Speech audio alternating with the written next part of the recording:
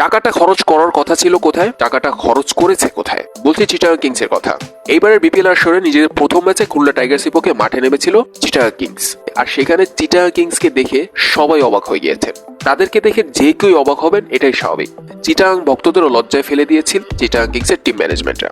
কেননা চিটাগাং কিংস মাঠের বাইরে যতটা হাইপ তুলেছে, যতটা গুছিয়েছে, মাঠের মধ্যে দেখা গিয়েছে ভিন্ন চিত্র। জার্সির অবস্থা করুন, হেলমেটের অবস্থা তো আরো করুন। জার্সিটা তো তাও মোটামুটি চলে, কিন্তু হেলমেট মনে হচ্ছে হেলমেটের উপরে কাপড়টা বালিশের কাপড় দিয়ে বা পর্দা দিয়ে বা কিছু একটা দিয়ে পেঁচিয়ে বাস দিয়ে দিয়েছে।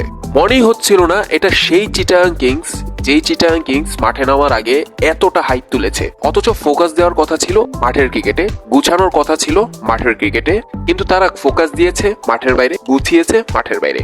হাইপ তোলার জন্য কানাডিয়ান মডেল ঈশা গুহাকে নিয়ে এসেছে কোটি টাকা দিয়ে। তার পিছনে যে কোটি টাকা খরচ করেছে, তার কাজটা কি? হেভি একটা কোচিং প্যানেল সাজিয়েছে। শন টেটকে হেড কোচের দায়িত্ব দেওয়া হয়েছে, মেন্টর হিসাবে শাহেদ আফ্রিদিকে নিয়ে আসা হয়েছে। এখানে যে টাকাটা ইনভেস্ট করেছে এটা তাও মানা যায়, কিন্তু ঈশা গুহার পিছনে কোটি টাকা খরচ কেন, কি জন্য?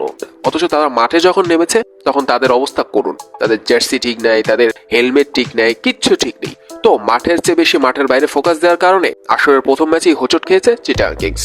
খুলনা টাইগার্সের পক্ষে বিশাল ব্যবধানে হেরে আসরটা শুরু করতে হয়েছে চিটাগাং কিংসকে, আর সাথে চিটাগাং ভক্তদেরও মাথা নিচু করে দিয়েছে তারা।